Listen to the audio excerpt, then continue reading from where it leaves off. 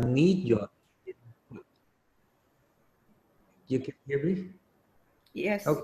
Okay. So I need your input, and also the questions can be write down, okay? And Brett, my assistant, will help me collect the questions. And also, if someone wants to do live questions, you can do at the end as well.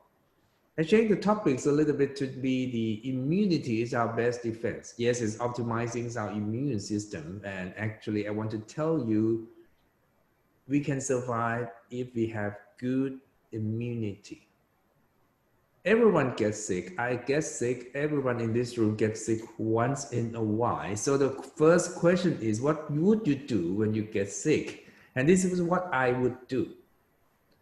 I eat less, okay? In contrast to what people believe, that when you're sick, you need energy, is not true. To me, I think sugar is toxin and food is for bacteria and infection. So when I get sick, I eat less and rest more, but I need to make sure I hydrate myself with mineral water, and I would take vitamin C, zinc, and green tea. I would sip green tea all day when I get sick. I will not hurry. I will not in a hurry to use antibiotic for the first 3 days unless I know for sure that it's bacterial infections. So what I've been doing. I'm doing just fine. And the truth is, I'm not experienced in terms of getting sick because I barely get sick. I only get sick when I travel, when I cannot sleep, when I don't have a chance to sleep, because when I travel, so usually in a regular day basis, I can barely recall the last time I got sick.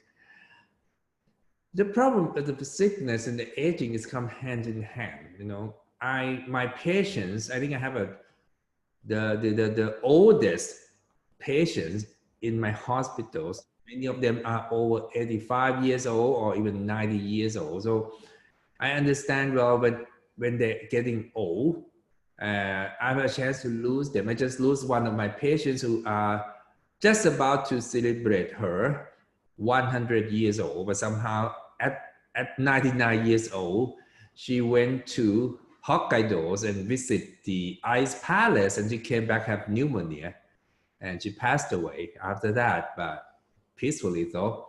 So we have to understand that aging is a progressive process. Like I said before, you know, it comes from cells to cell and every tissues. Start by NCD, non-communicable chronic disease such as hypertension, diabetes, cardiovascular diseases come with the aging, and as well as chronic lung disease. Cancer, autoimmune disorders, infections, sarcopenia, osteoporosis, dementia, and depression. These are the aging syndromes that I have to deal with my patients every day.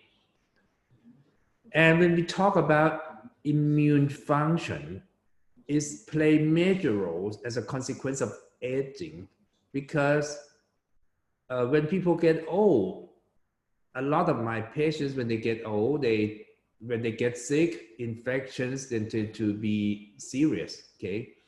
Because aging weaken antimicrobial immunities, they have a chance to get influenza infections more, as we know with the COVID-19 situation right now.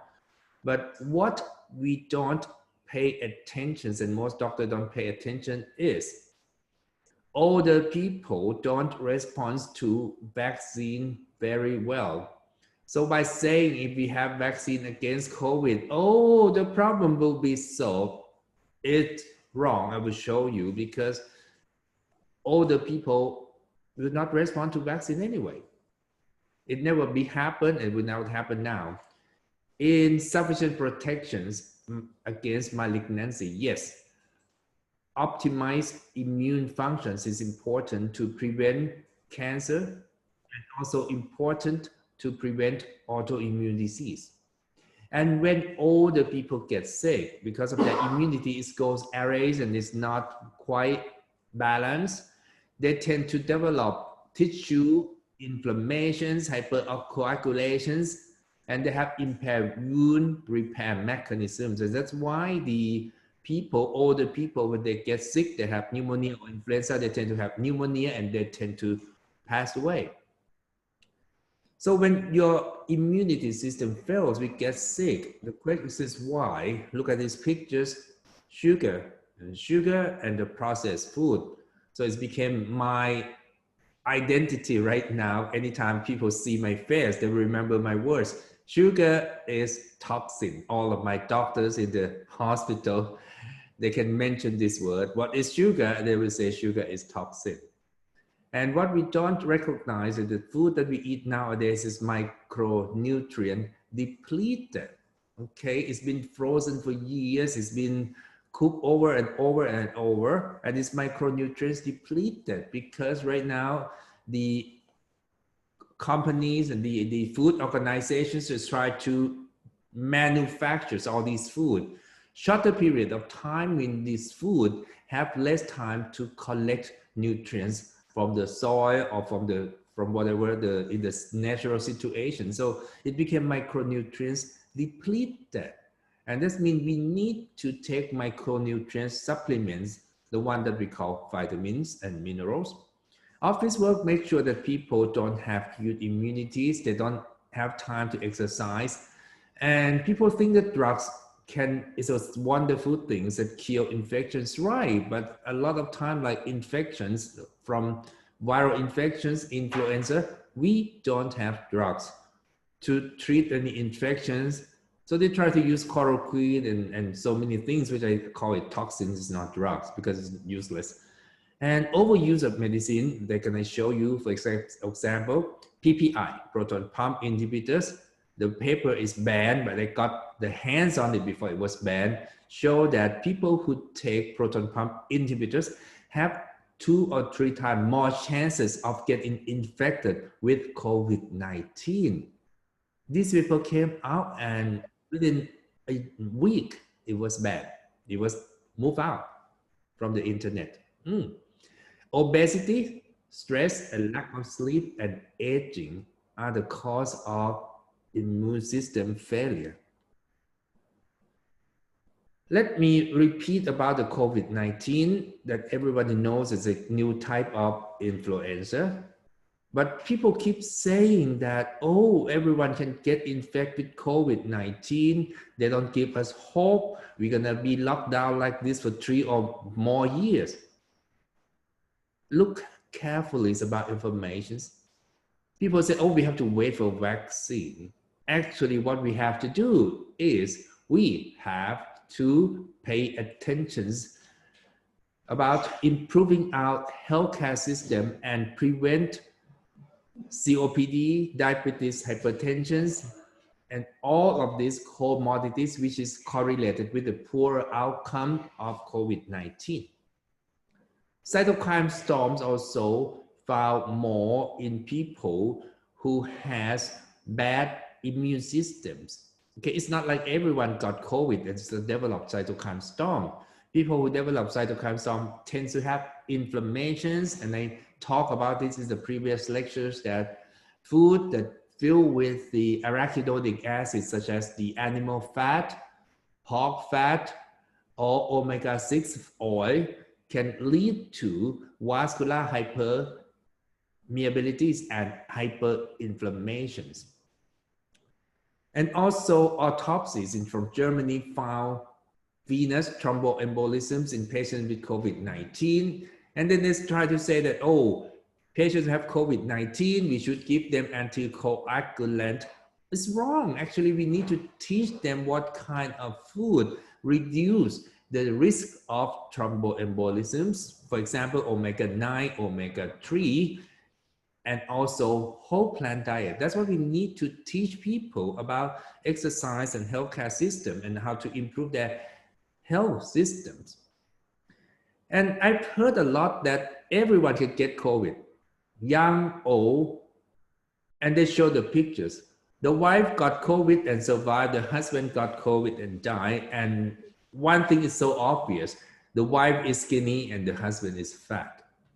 I never heard anyone, okay, Dr. Fauci never say that fat people have a chance to develop severe COVID, because I think in America right now, if you call someone fat, they will call you a kind of bad people, then judgmental and all that. But we have to face the fact that obesity is the risk of infections. And I never heard anyone say, and any doctor to try to talk about COVID say that, please lose your weight. In Thailand, they even stop people from exercise because they say, if you go to the gym, you're gonna get COVID. You rather stay home and getting fat? And I feel sad that people don't care about immunity. Immune system is unimportant. They wait for vaccinations only. Let me say that so many studies show that obesity is a new risk factor from young COVID patients. So yes, young people can get COVID, but severity will go to people who are fat and obese. It's been known a long time that high body mass index is a risk factor for hospitalizations due to influenza, dengue fever as well. So it's been known, but no one mentioned it. No one cares about that risk of obesity. Why America has a lot of COVID? Because America is a land of obesity. Okay, overweight people live there. And the studies show that obesity increased the length of time that you can shed influenza type A and H1N1, and I believe the same thing with COVID. Why? Because the obese host cannot create the immune system very well. They believe that class switching from IgM to IgG may be impaired in obese host. And also, if you give vaccination in obese people, it may not work. So you try to sell vaccine. Not you, sorry, I'm not talking about the audience. The doctors in Thailand try to sell vaccine, force us to wait for vaccine and say vaccine will work. First, vaccine may not work. It may not work for the elderly and it may not work for the obese people. Let's face the fact. This is the MMWR report. Seasonal flu vaccines that you were forced to inject, that I was forced to inject, that I refused every year. MMWR, the most reliable source of infections articles. Influenza vaccine effectiveness is only 45%. I try to tell this to these medical school lecturers and they don't listen. 45%. Is that worth that we have to inject everyone to get 45% response? Not to mention that it has a modest effect in reducing influenza symptoms and it increased the risk of Guillain-Barré syndrome. If someone develops Guillain-Barré syndrome, you understand that how suffer that people will be. Okay, they have a weak proximal weakness, and there's no incidence that flu vaccines has benefit on children who under age of 2, and no provide the effectiveness of flu vaccines in people over age of 65. And we still want the vaccinations, that the answer from God to solve COVID-19 problems. And I try to tell people that your immune system is the one that you need to solve the problem. So first, of course, you have to get old, but how to delay aging. Okay, go back to my first lectures. Okay, the aging process can be delayed, and also make sure you're in good shape, because influenza vaccine in the past have shown no evidence that it will reduce mortality or hospitalizations. To make things scarier, it's turned out that if you give yourself a flu shot too often, the effectiveness will be much less and less and less. So because the hospital forced me to receive flu vaccine, otherwise they're gonna fire me. So I bargained that I'm gonna get the flu shot once every 3 or 4 years. Because from this study show that if you have flu shot every year, the effectiveness will be less, because you know, influenza virus is the one that can mutate fast. So the more you try to give the vaccine, it will change from coronavirus to Toyota virus to Honda virus. Who knows? Because you cannot chase them with vaccinations.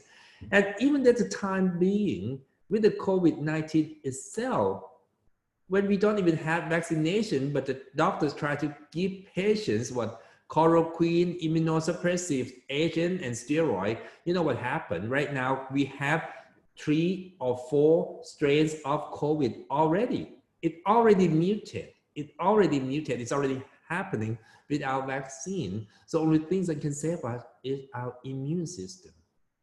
And to make it even scary and scarier, remember during the 2008 H1N1 of avian flu pandemics that happened shortly during that time, this retrospective study showed that if someone received seasonal flu vaccine, they will have a better chance to get infected with H1N1. It means if you get flu shot, it may not help you much with that kind of flu that you've been injected against, but it increases risk that you're gonna get infected by different kind of flu.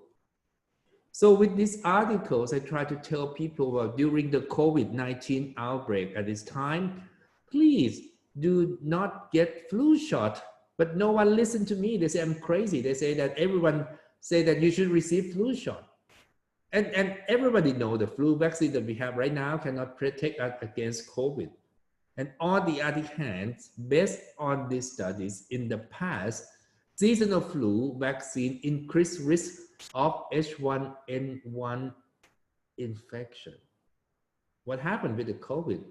If seasonal flu vaccines increase risk of COVID infections, because why? Because like I said, flu will mutate. The vaccine you receive, the better chance that the flu virus will mutate. That's one reason. And the second, let me remind you guys about the clonal selection series of immune system. You may not know this. Do you know that one lymphocyte can make only one antibodies?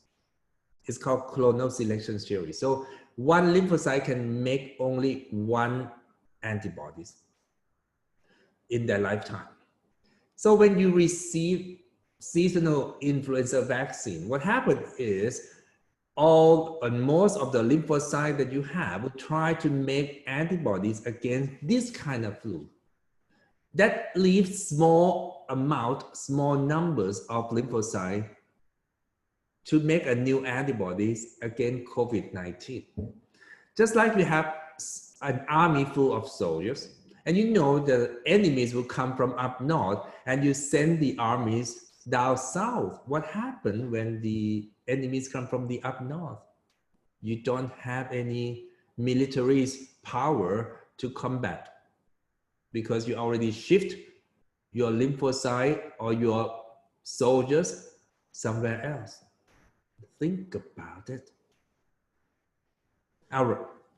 So if you ask me, right now we don't have vaccine and Dr. Patana doesn't support the benefit of vaccination. So how can we fight back? The history shows that yes, we can fight back. If our immune system is not this good, we will not live this long. This is just a model of the humoral antibodies, okay, made by B cells against all kinds of infections. As you know, that can have IgG. First IgM came first, and then IgM will switch class to IgG. That will be last long. In case of COVID, it seems that IgG and IgM or humoral antibody is not quite responsive. It's not protective, which is just common for virus because virus is the cellular infections. Humoral antibody will not work because virus hide themselves within the cells. So when you detect for the antibody against COVID, they found that only 10% of people who recover develop immunities. And suddenly, the scientists or doctors don't understand the meaning and say, oh, there's no protective antibodies against COVID.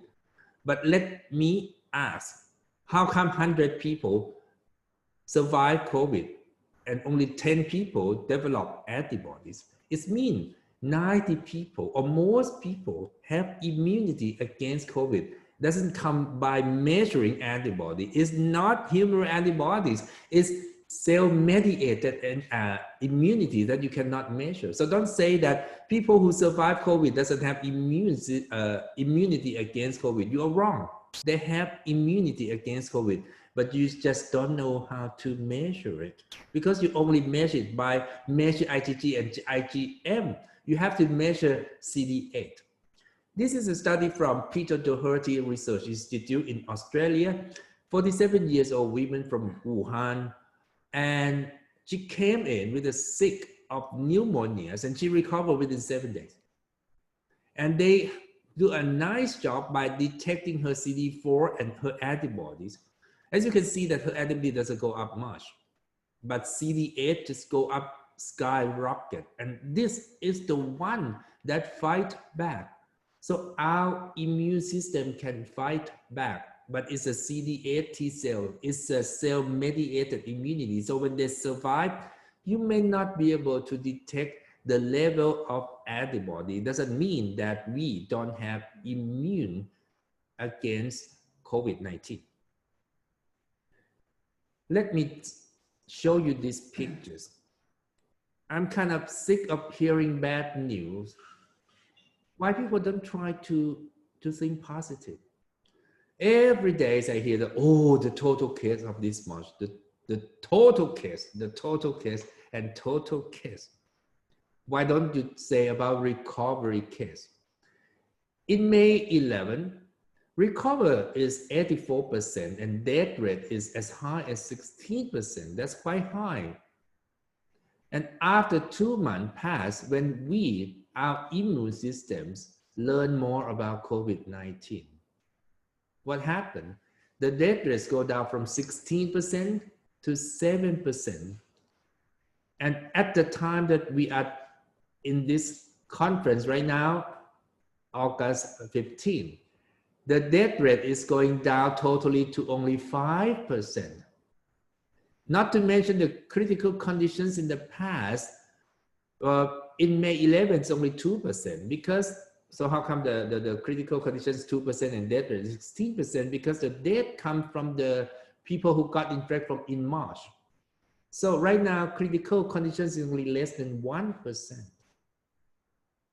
It means, like India is number 3 in the world with a COVID case, but 99% of Indian people don't have symptoms. And most people who detected the COVID-19 have no symptoms, and many people already have immunity without knowing that they have been infected.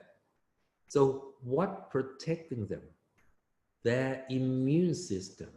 Their immune system protect them. So when you try to laugh at some country that they have so many cases of COVID, I think you have to look at the number of the death case and serious case, not just people who got infected.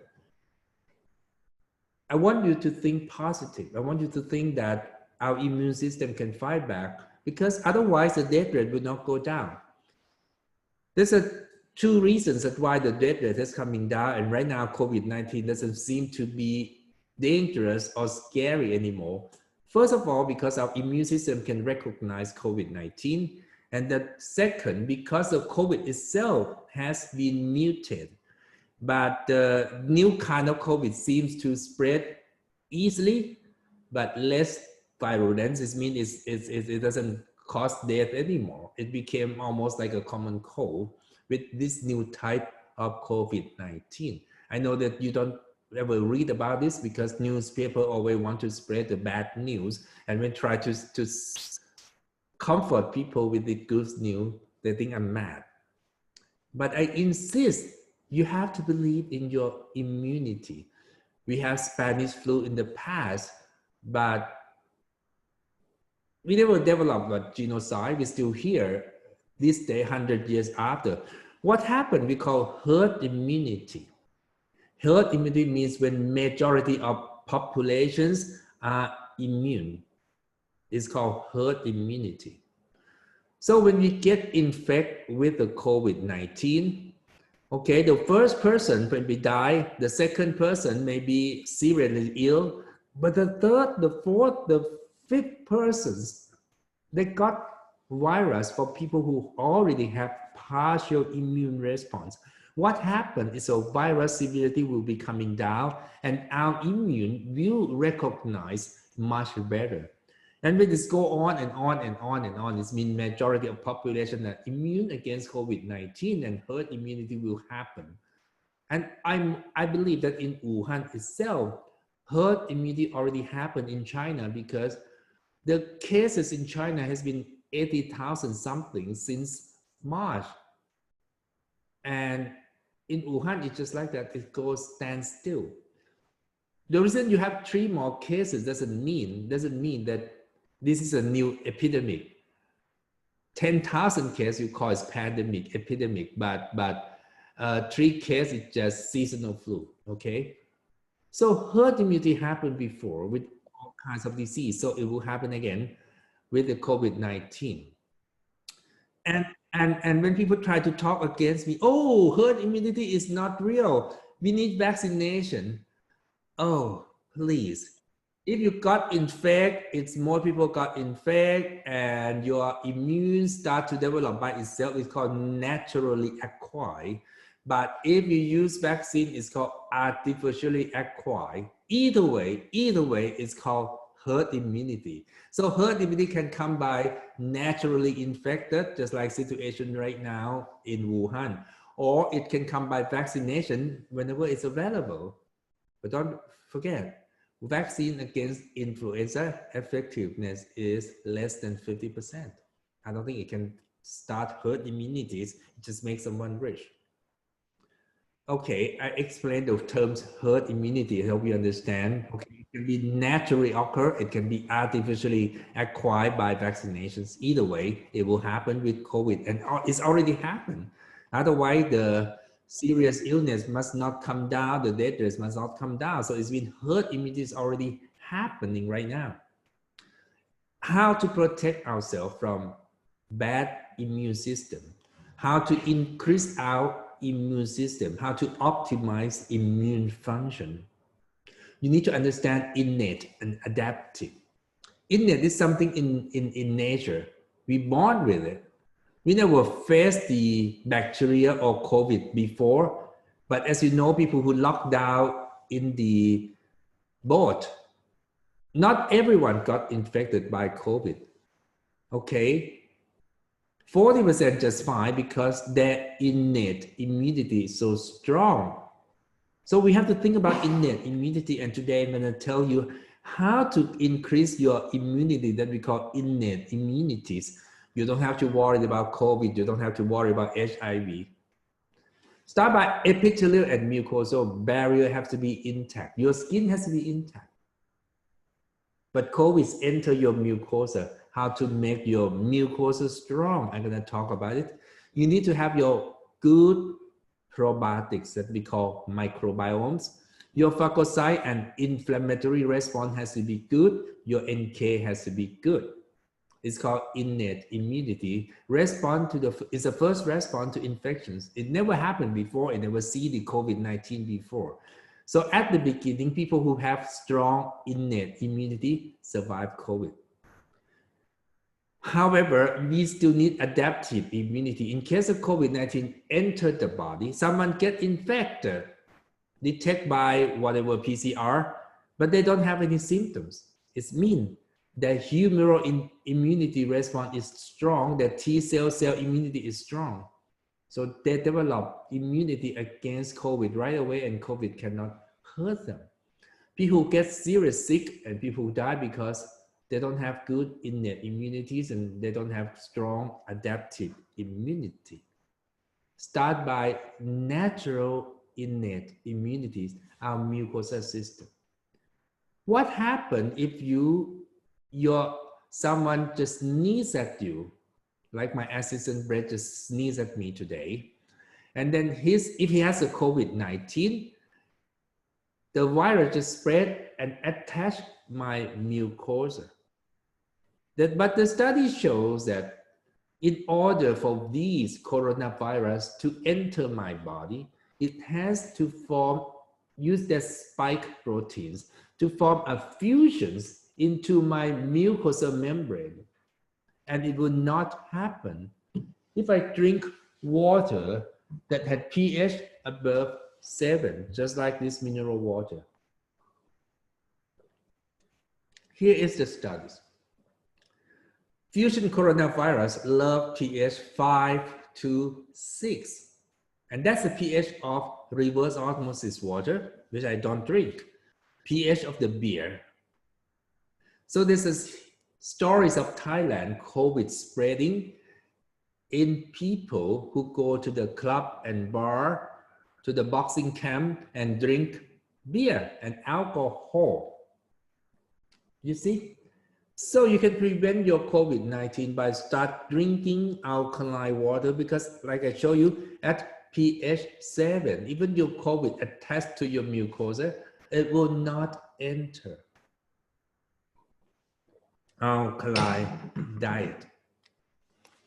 Avoid acidic water such as reverse osmosis water, soft drink, including the diet soft drink and alcohol beverage.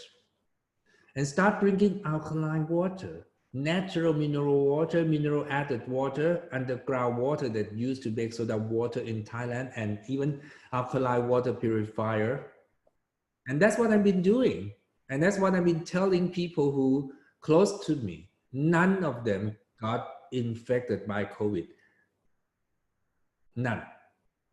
Oh, I have a friend who got COVID, but he loved to drink our old water. He do everything against my advice.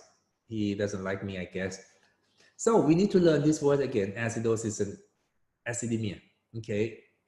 Acidosis is a process that trends toward acidemia and not acidemia itself. So the pH is normal, but if you keep it going, the body have to do every way to keep the normal pH. That's called acidosis situation, and this is bad for you. So the first thing, if you want to prevent COVID, I suggest the more alkaline diet. It's an anti-aging diet. It's good for your kidney, alkaline food. Alkaline food is simple, it's vegetarian diet and baking soda. However, citrus fruit, citric acid, vinegar, acetic acid, also alkaline diet. And then people always ask me why citrus fruits and vinegar are alkaline. The answer is there's a weak 4 acids that are bicarbonate precursors. So this kind of acidic is alkaline. Lactic acid, acetic acid, which is vinegar, by the way, citric acid, which is the citrus fruit, and ketone, okay, like a ketogenic diet. All of these acid can be switched to bicarbonate. So it became bicarbonate precursor. So these fruits, citrus fruit, vinegar, and exercise are alkaline because it's a bicarbonate precursor. Another alkaline diet is tea. I told you before, when I got sick, I would sip green tea, no sugar, sip green tea, matcha all day long. Okay, but not at night. I need to sleep. So in the morning, we start drinking, sip green tea to make sure the tea catechins coat on my mucosa. And also I drink alkaline water here. As so many studies shows that tea catechins can prevent influenza from entering the cells. I don't see anyone who cheer people to drink more green tea. And you know, Japanese country, when we talk about older people in Italy die when they got COVID-19 infections, but in Japan, death rate is quite low. And 2 countries has more older people than anybody else in the world. Italy, Spain, and then in Japan. What the difference? Older people in Italy don't drink green tea. Older people in Japan drink green tea. But also because older people in Italy tend to live together, but older in Japan, they live isolated by themselves. So I like to think different from others. That's me. But the studies show that green tea can prevent influenza. And it doesn't hurt, you know, drink mineral water and sip green tea to prevent COVID-19. It doesn't cost money. It's safe. Why don't encourage people to do so? So you can get out of your house, Wear your mask if you want to, and be happy.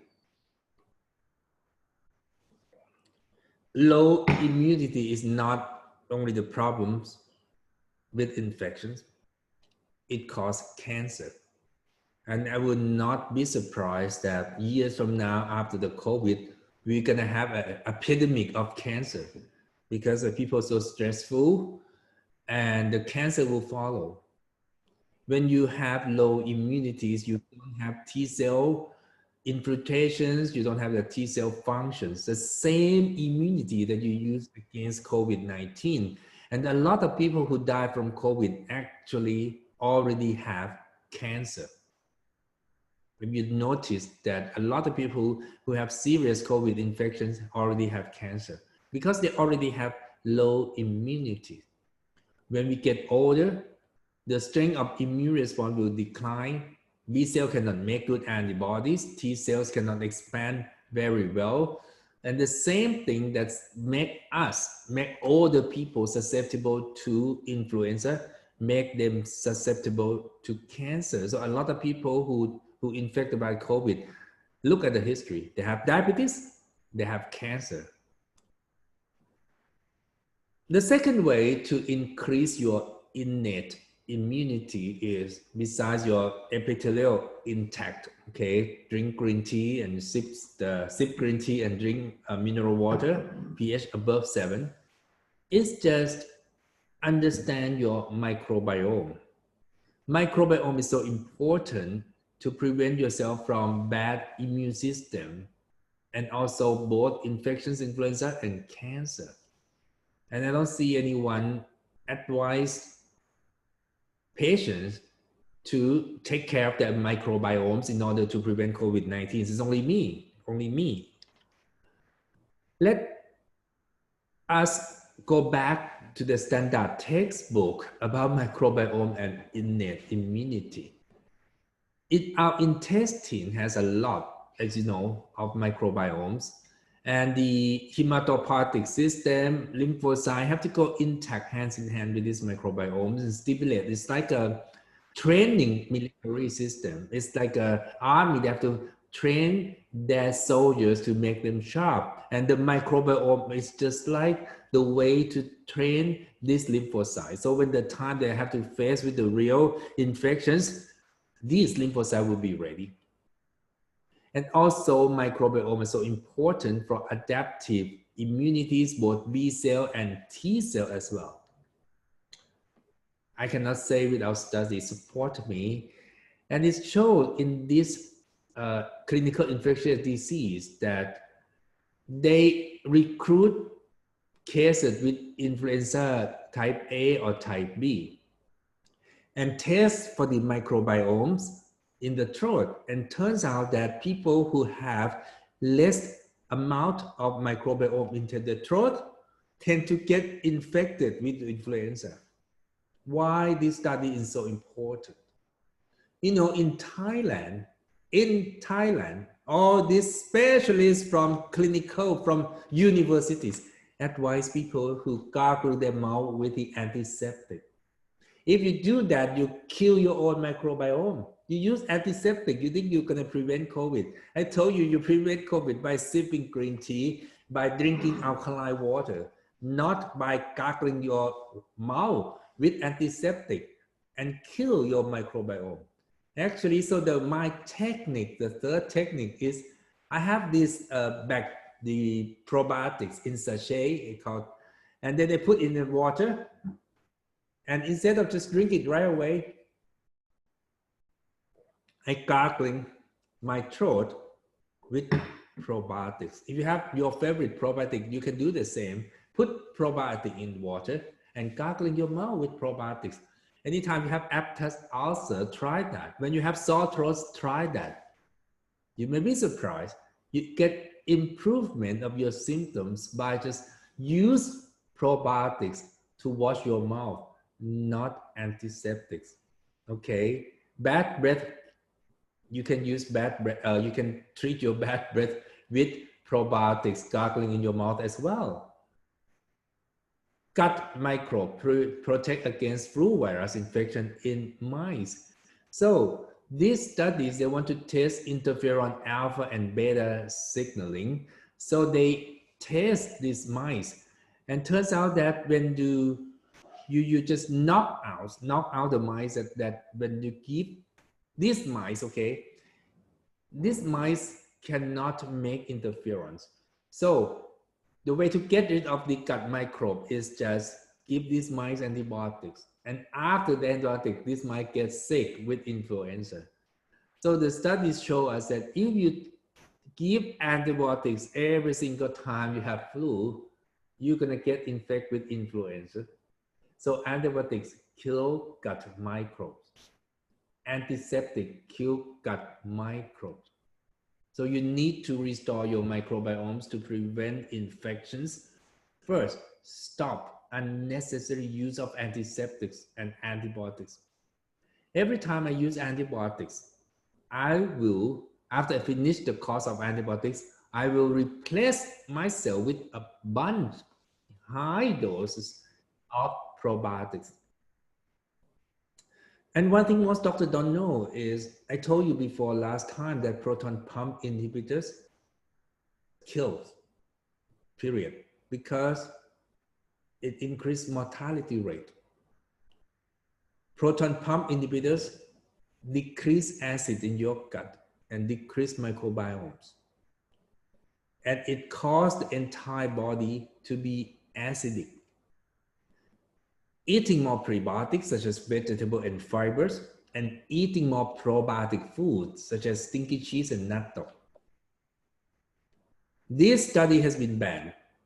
It's published briefly in American Journal of Gastroenterology. It's not a bad paper. They online survey over 50,000 people and asked if they take proton pump inhibitors or not. And you know, in America, it's the biggest pandemic of COVID-19, so it can be done easily. So ask if you take proton pump inhibitor if you get COVID.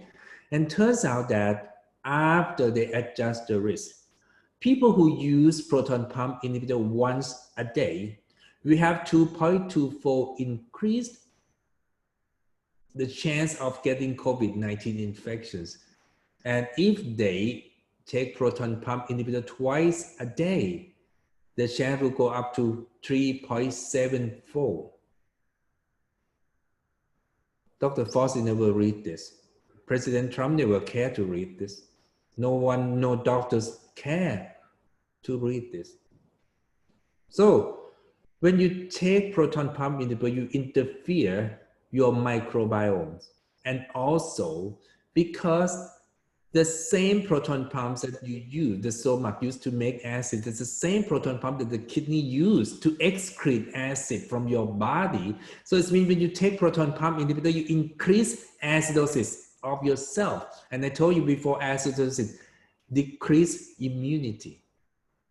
And there's so many cases, so many reports, and it has been proved now that proton pump inhibitor increase risk of kidney failure, osteoporosis, and mortality rate. Strong immunity is the key to prevent infections and cancer. Start by less sugar. Sugar is toxin. Sugar is the food for cancer. Sugar is the food for bacteria. Sugar makes us fat. And obesity is one of the major risk factors of COVID-19 severity. Stress also lower immunities. More sleep is important. And like I told you before, I barely get sick. Anytime I get sick, it's always sleepless related when I travel, because at the time that I have to give lectures from Europe and in Asia and all, so I have less sleep during travel. Exercise, vitamin D, C, and zinc. Let me repeat stories about vitamin D, so important. The source of vitamin D, as you know, from sunlight. There's a vitamin D2, which is already 30% effective compared to vitamin D3. It metabolized, made from skin and metabolized in liver and kidney. So even though you expose yourself to the sun, but you have liver disease or kidney disease, you still should take vitamin D supplement. Normal level should be 30 to 50 nanogram per ml, but to me, I advise everyone to keep it above 40 nanogram per ml because the study showed that less than 38 nanogram per ml, you will increase risk of influenza infections, and less than 20 increased risk of cancer. Vitamin D function is not only for the bone. Of course, it's increased calcium and phosphate absorptions from GI tract, but it prevents cancer. I have my patients who have cancer, almost 99% has super low vitamin D. Vitamin D decrease cellular proliferations of normal cells and cancer cells. It means it's potent immunomodulator. It reduces blood pressure by inhibit renin synthesis. It increases myocardial contractility and increase insulin productions. And why we are vitamin D deficient in Thailand? We have a lot of sunshine, right? Because we are office worker, and always, I'm an anti-aging doctor. I apply sunblock from head to toe, head to toe. So it means I don't expose myself to the sun. And I work in the office, and the diet doesn't contain vitamin D. The textbook that said milk contains vitamin D is not true. Milk that contains vitamin D is only come from country that milk has been fortified with vitamin D. In Thailand, it's not allowed. If you put vitamin D in milk in Thailand, it will cause drugs. It has to be sold at drugstore.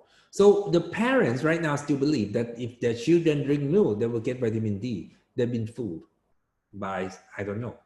And older people, even though they're exposed to the sun, they still have low vitamin D because they cannot make vitamin D precursor that's called dehydrocholesterol. People who live in Middle East, even though they have a lot of sun there, but the way they dress up like women in Middle East, they always have osteoporosis because they have to cover themselves from head to toe. Then they will expose themselves to vitamin D. So only way to get vitamin D is probably you need to take vitamin D supplement. Because vitamin D is so important for your immunity, it's a steroid hormone. Actually, it's not vitamin, it's a hormone. It increases transcriptional factors of so many things, but for immunity itself, it's essential for how the cells can make antimicrobials and antiviral peptides called catalysidins, LL37, and defensins. It's so important for your immune system lymphocyte to make these antiviral peptides. So you need vitamin D, and the study showed that vitamin D stop pro-inflammatory cytokine because it's also inhibit excessive cell proliferation rather than immunosuppression. This study comes from Japan, show that in children, okay, they divide children into two groups. One group give vitamin D, the other group don't give vitamin D, and turns out that people who get vitamin D in the group that receive vitamin D, incidence and severity of influenza, including asthma, is much less. Dr. Fossey never read this. And the possible role that vitamin D can suppress cytokine storms and mortality. And I bet if someone do retrospective, compare people who got COVID-19 and compare the severities and vitamin D, I guarantee that people who have severe COVID-19 infection will have lower vitamin D. Vitamin D has been shown that it has association with the cancer. Like I told you before, almost all of my patients who develop cancer have low vitamin D. Only one who have high vitamin D, super high, because he has lung cancer, and the lung cancer we call pseudo or endogenous vitamin D. So he has hypercalcemia, lung cancer. So that different story. So but I tell you this story that if you have patients who have cancer, please check for vitamin D. But don't prescribe vitamin D until you see the vitamin D level, because some cancer patients have very, very high vitamin D level and hypercalcemia. But the rest of it, believe me, have very, very low vitamin D. And people say, well, but does it mean vitamin D supplementation can reduce risk of cancer? This article came out from in BMJ 2019 and it has been twisted. Again, just like the paper on PPI2, increased risk of COVID-19 infection, and it's been banned, no one wants to read it. The pharmaceutical company doesn't allow this. This one as well. The title, if you read, the title of these articles in BMJ would not say vitamin D supplementation reduce the risk of cancer death by 16% otherwise it would not be allowed to publish. So the article front page is read like this: vitamin D supplementation was not associated with all-cause mortality. And a lot of people who have something against vitamin D supplement will wave this article against in front of my face and say, you see, Dr. Patana, vitamin D doesn't reduce all-cause mortality. And what you're gonna say? What I'm gonna say is, instead of waving this paper in front of my face without reading it, why don't you sit down and read entire articles? Stop showing off. Because if you read carefully, vitamin D supplementation was not associated with all-cause mortality, because all-cause mortality is just about everything, including accidental death. I don't think vitamin D can prevent myself from getting killed today. Vitamin D can prevent yourself from being suicidal. And of course, vitamin D in these studies doesn't prevent cardiovascular mortality. I'm not surprised, because it has so many risk factors in terms of cardiovascular mortality. We talk about fish oil, we talk about CoQ10 and other things. However, if the doctors, those doctors who wave this article in front of my face, read carefully, it would say, however, vitamin D supplementation significantly reduced the risk of cancer death by 16%.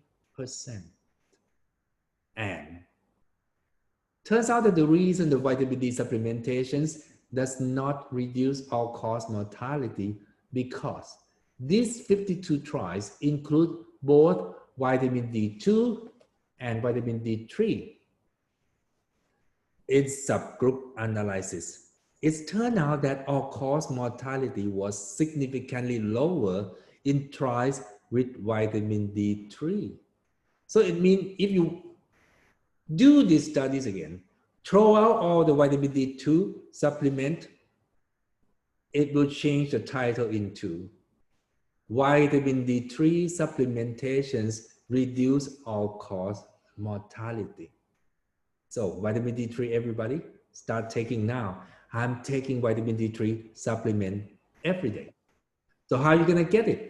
Sunshine 15 minutes every day is easy to say, but difficult to do. You have to wear short, okay, wear shorts and short sleeve and wear short pants, sunshine 15 minutes every day. Cod liver oil, not fish oil, cod liver oil contains vitamin D3. And I don't think it's available in Thailand, cod liver oil. I will make it one day. It's easier to take vitamin D3, supplement 1,000 to 5,000 units per day. It has to be vitamin D3. I showed you before, D3 reduce all-cause mortality. Sometimes some multivitamin contains small amount of vitamin D. In my country, we have 1-hydroxy vitamin D3 that they use for kidney failure patients, or 1,25-dihydroxy vitamin D3 that they use for cirrhosis patients. And in the future, in the forthcoming, kidney patients will be recommended from pharmaceutical company to take 25-hydroxy vitamin D3, well, because it became drugs. So vitamin D2, if you want to take, I don't recommend, it's called ergocalciferol, because from the study, it doesn't reduce total mortality rate. If you still believe in vitamin D, I beg you, test it.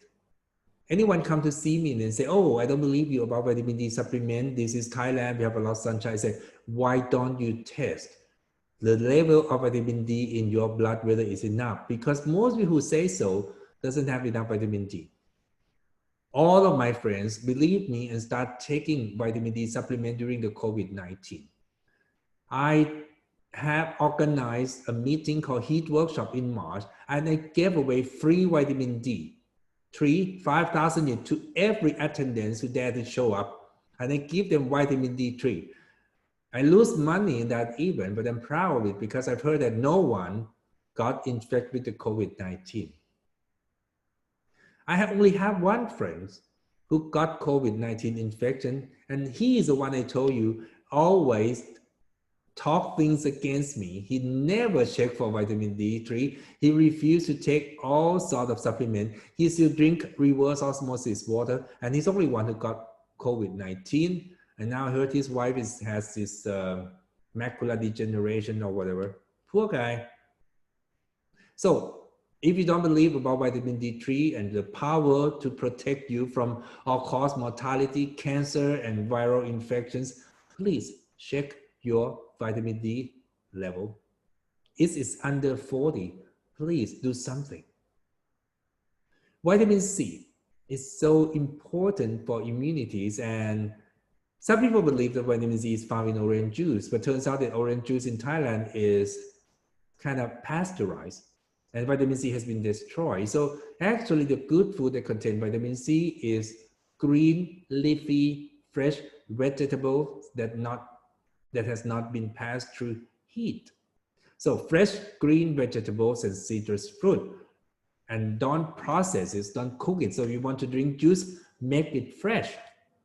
It is soluble vitamin, so it means we have to take vitamin C every day. It's so important for immune functions and collagen production. It's important for epithelial barrier because it enhances collagen synthesis. It's important for phagocytosis, humoral immunities, cell-mediated immunities, and also reduce inflammation. And you see the red dot that I say here is essential for interferon alpha production. Let me remind you of the importance of interferon alpha. It's called antiviral action of interferon. When cell got infected with virus, before it dies, it will start making interferon alpha and release it out. So virus was released when the cell died, and the interferon alpha, if these cells can make interferon alpha because these cells have vitamin C, interferon alpha will go out and tell other cells that, hey, the virus is coming, you guys have to make antiviral proteins. That's the actions of interferon.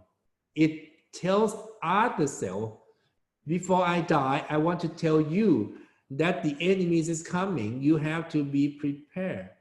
Not by wearing masks, but by making antiviral protein synthesis. And in order for these cells to warn other cells, these cells need to have vitamin C. Vitamin C in these wild-type mice and the Gulo mice show that you can see that vitamin C is so important for these mice to make interferon alpha and interferon beta.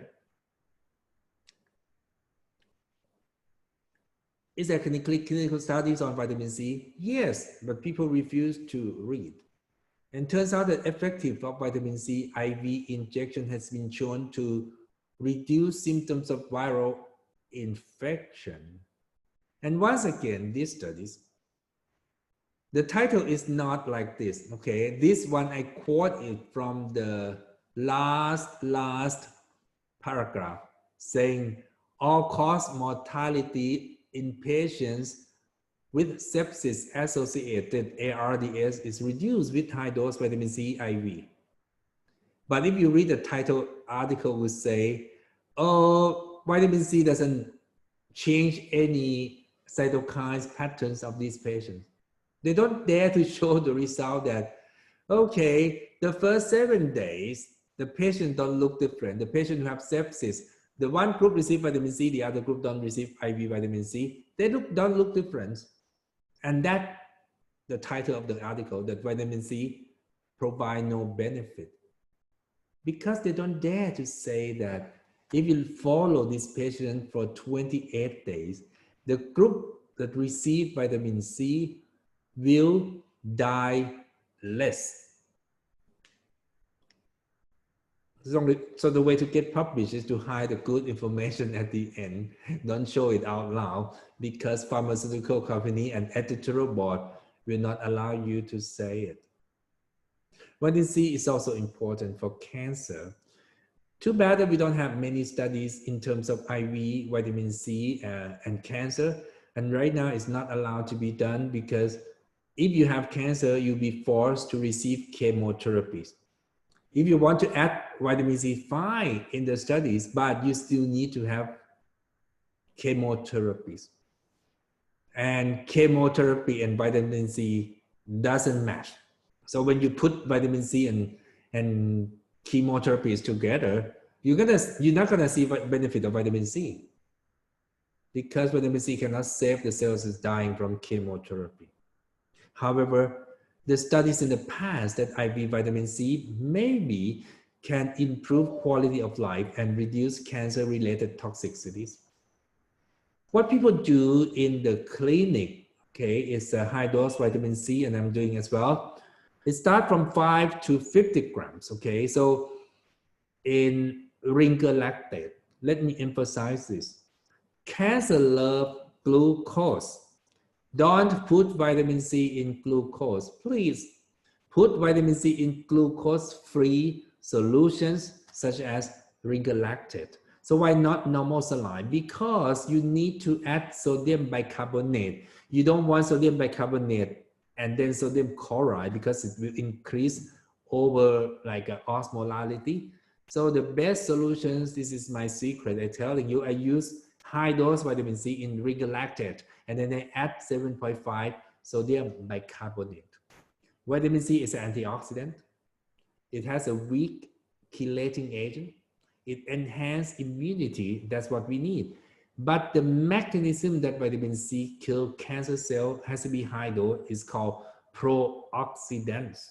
Pro-oxidant effect of vitamin C should be over 20 grams.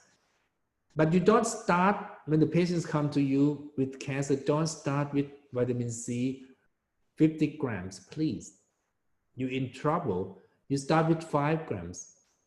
You need to check for G6PD deficiency first. In my clinic, they have a on-site G6PD checking, so I can check it right away before I start putting vitamin C. And I will start with only 5 grams of vitamin C and then increase to 10 grams, 20 grams. Before I give vitamin C, I will give them glutathione intravenous push slowly. Don't mix glutathione with your bicarbonate solution, please, because bicarbonate will disintegrate amino acid. You know, we use baking soda to clean dishes. So we don't put sodium bicarbonate with glutathione, which is a peptide. Don't do that. I will push glutathione first slowly, and then followed by 5 grams vitamin C. But if they don't have G6PD deficiency, I may add maybe 10 grams vitamin C and increase the dose.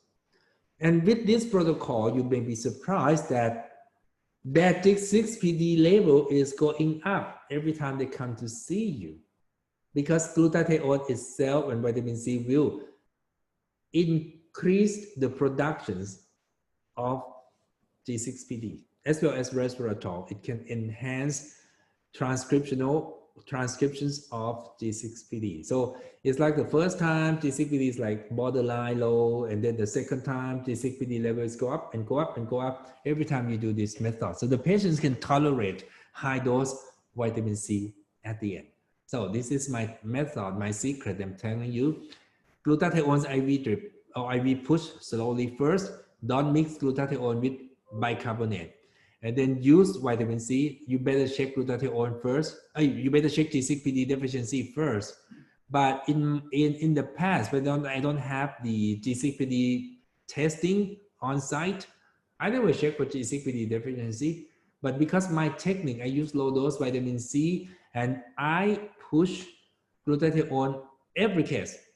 For 10 years, I never have a case of G6PD deficiency with hemolysis. Never, ever with glutathione, because glutathione is the antioxidant that can prevent patients who have G6PD deficiency for develop hemolysis. Okay, so glutathione first, vitamin C 5 grams, and then you can increase dosage after. Don't forget to add sodium bicarbonate, because vitamin C is acidic. You add bicarbonate, it will balance, it will reduce pain, and it's good for detoxification. High dose vitamin C can cause oxalate stone. So with the IV vitamin C, I'm not afraid of it because you have IV fluid. What my experience, people who develop oxalate stone who do take vitamin C oral and forget to drink water, or take vitamin C oral at night before bedtime because no one drink water while you're sleeping. The other things that you may not know is vitamin C can cause falsely high blood sugar. So when you inject vitamin C and the patient have symptoms or whatever, and they check for blood sugar. And you say, oh, the patient has high blood sugar, maybe he has hyperglycemia, and you give them insulin. Hell will happen. Because the blood sugar, the glucose that you detect is falsely high. Actually, it's vitamin C itself. You are not detecting glucose, you are detecting vitamin C. If you give them any oral hypoglycemic agent, the patient will develop hypoglycemia. Don't do that. So usually when you give the patient vitamin C, if you check blood sugar, it should be about 250, 300, that's normal, okay? Because vitamin C, IV will cause falsely high blood sugar level. Why vitamin C is working for cancer? If you believe Dr. Otto Heinrich Warburg in the 1920s, he believed that cancer needs glucose. And because the structures of vitamin C and glucose is similar, that's why vitamin C causes falsely high blood sugar, because the method that we detect vitamin C is the same method that we detect blood glucose. Cancer is the same. Cancer cell thought that vitamin C is glucose. So the cancer will uptake vitamin C and put vitamin C high dose in itself. Turns out that because vitamin C is toxic to the cancer cell during pro-oxidant effect, the cancer cell will die. This is called Warburg effect of vitamin C. To prove that cancer loves glucose, it's called PET scan. PET scan is how you inject radioactive glucose in the body. And if your body have cancer cell, they will glow up. Okay, so vitamin C fool the cancer that is the glucose, and the cancer uptake vitamin C and die. So people use vitamin C high dose as a chemotherapies. And also vitamin C decrease HIF1, hypoxic inducing factors, that is the one that help cancer spread. So the other reason that vitamin C can stop cancer spreading. And it is safe. The studies show it is safe. However, there's so small studies. And in my experience, turns out that high dose vitamin C, some's working, some is not working. One problem is when the patients came to see me with cancer, usually there are the cases that oncologists refuse to treat. It's the super end stage cancer patients, and the oncologist will tell them to go and die. And that's when they have a chance to give them high dose vitamin C. So not surprising that most of the time they're not working. Oral form will not work though. The studies in New England Journal of Medicine show that oral form high dose vitamin C is not working. And then people start saying, oh, vitamin C doesn't work for cancer, talking about this paper without telling them that it's oral form that doesn't work. It's not about IV form. And at least give vitamin C to the patient with cancer, even though they don't survive, but they live longer. Trust me, the liver function with the glutathione is better. And I have a lot of patients who eventually they die from cancer, but the doctor predicted that they could die in 6 months. I extend the patient's life to 6 years. That's worth it without the side effect from chemotherapy. The other factors that you need to improve your immune system is called zinc. Zinc is a component for many things, including T cell, natural killer cells. It also reduces oxidative stress because it's a cofactor for superoxide dismutase and decrease inflammation. We should not have zinc depletion, right? Because these kind of food we always eat. People who have less zinc tend to be vegetarian people who don't eat seeds and nuts. So for some of you who are vegetarians, please eat whole grains, seeds, and nuts. And it's better if you're not vegans, I mean, you can eat egg yolk. But how come people, a lot of people, if you check for the zinc level, is quite low? I believe it's part of it because of the cadmium toxicity or heavy metal toxicity. Because right now, food are depleted with micronutrients and contaminated with heavy metals. Heavy metals such as cadmium will replace zinc. So even though you eat zinc supplement, the cadmium prevents zinc from attach and enter to the cells because there's no place for zinc. Cadmium already take the place. If like you go to the house, you want to enter the house, and then you got someone live in your house and they lock the door. How can you get into the house? The same thing. Cadmium prevents zinc from binding to the proteins. That's one thing. And the second thing, because you always drink reverse osmosis water, which is mineral depleted, so you wash out the mineral. And the food that you say high in zinc and actually right now are manufactured, so they are depleted with all micronutrients.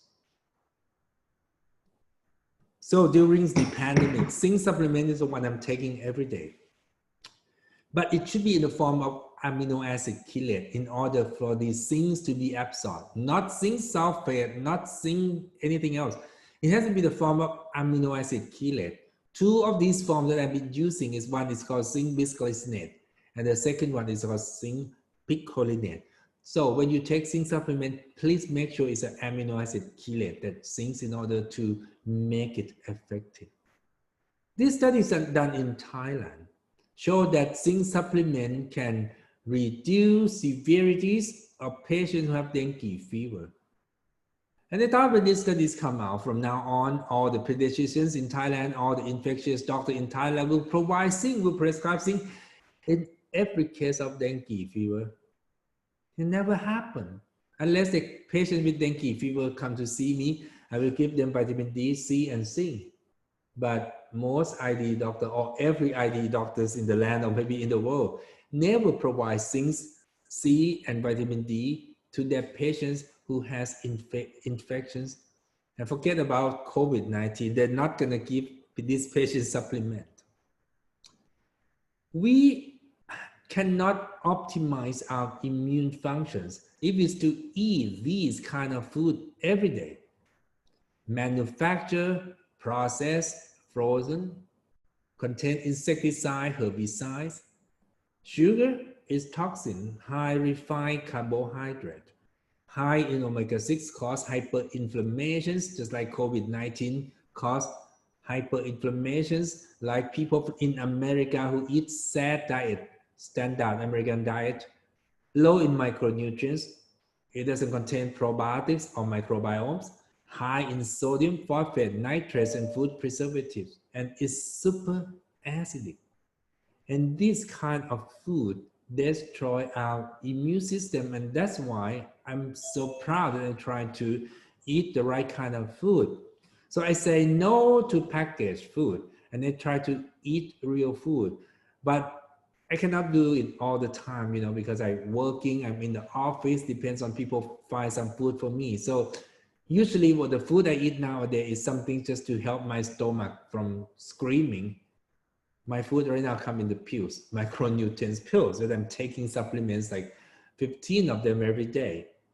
But the good food should be unprocessed, fresh, clean, low temperature cookings, organic, whole plant, high fibers, grain, nuts, olive oil.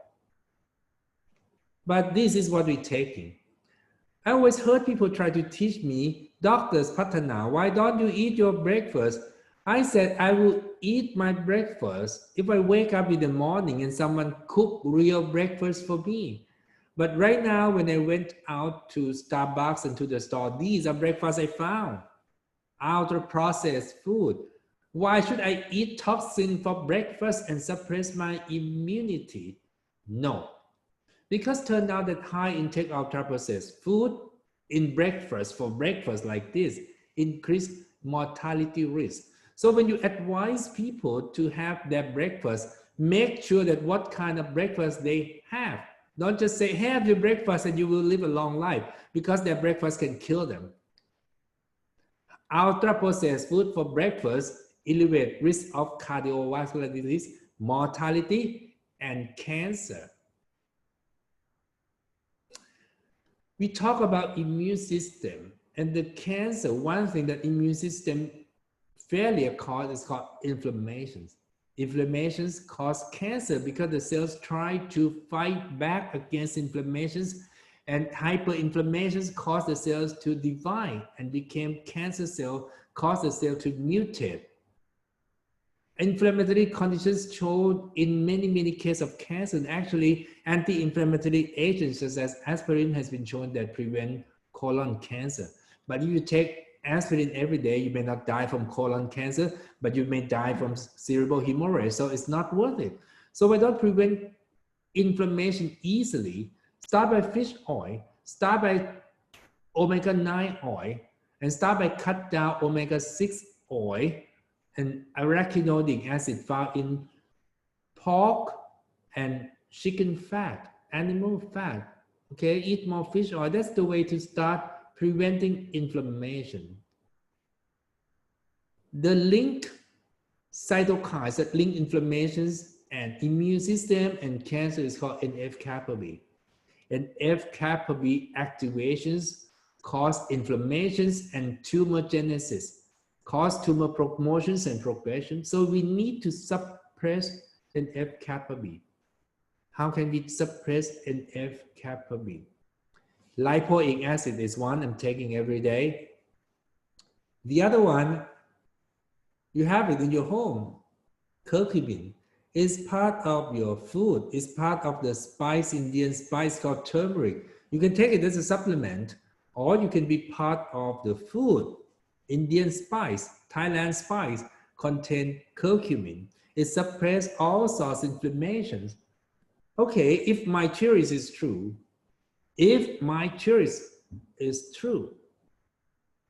country that eat more spice, country that eat more curcumin should have less cancer, should have less incidence of cancer, right? Country that people eat more curcumin should have less incidence of cancer. Yes. You know, Asian countries have lower incidence of cancer, except Japan. Japanese people don't eat curcumin. India, Nepal, Sri Lanka, cancer rates are much lower than Western country. Thailand is quite low as well. In Asia, it's only one country, in the Southeast Asia, in this area, only one country have higher incidence of cancer compared to other is Japan, because of cigarettes, because they don't eat spicy food as much. So spicy food help you live longer. You need to add spice in your diet. And I hope that when the COVID-19 is all said and done, you will come to visit Thailand, maybe in my meeting called Heat Workshop or Heat Congress. Why? Because I want to serve you with these three kinds of food. It's been selected one of the 30 best recognized as the most delicious dish in the world. And the number one best dishes in the world is called Massaman curry. It contains curcumin. Not only is delicious, but it also healthy. Okay, you can type lamb curcumin, you can type chicken curcumin, or you can type chicken Massaman curry. And the top 10 rank is called Tom Yum Soup. Oh, now I'm hungry. I have to finish this talk soon. And eventually it's called Som Tam. These 3 Thai food, I want you to try. Next time you're here in Thailand, spicy food, add it in. Because consumption of spicy food is shown to reduce the risk for death. Come to Thailand, try my pad Thai, pad kapao, som tam, and everything we have to offer. And I think Malaysia has to offer as well. Laksa, everyone. So I to tell you about Simply Healthy Diet to improve your immunity. Eat less and you will live longer. Sugar is a toxin. Sugar is a food for infections and bacteria. Carbohydrate, if you're gonna eat, I don't hate carb, but I eat carbohydrate that high in fibers, such as grains, cashew nuts, almond nuts, corns on the carb, for example. I eat fresh vegetable and fruits. I avoid, at least I try, avoid processed food and synthetic food. I eat spicy food. Doesn't have to be hot. It just have to be spicy. Fermented food. Natto is my favorite. Avoid fried food. Cut down animal fat and red meat. Choose olive oil, omega-9 or rice bran oil. Drink more alkaline water to prevent COVID from infusing into your cells. More mineral water. Avoid reverse osmosis water. So a lot of people during COVID-19 committed suicide because of fear. Same with the cancer. A lot of people who know that they're cancer. I have a patient who have cancer and I refuse to tell him that he has cancer. But his wife knows, his children know.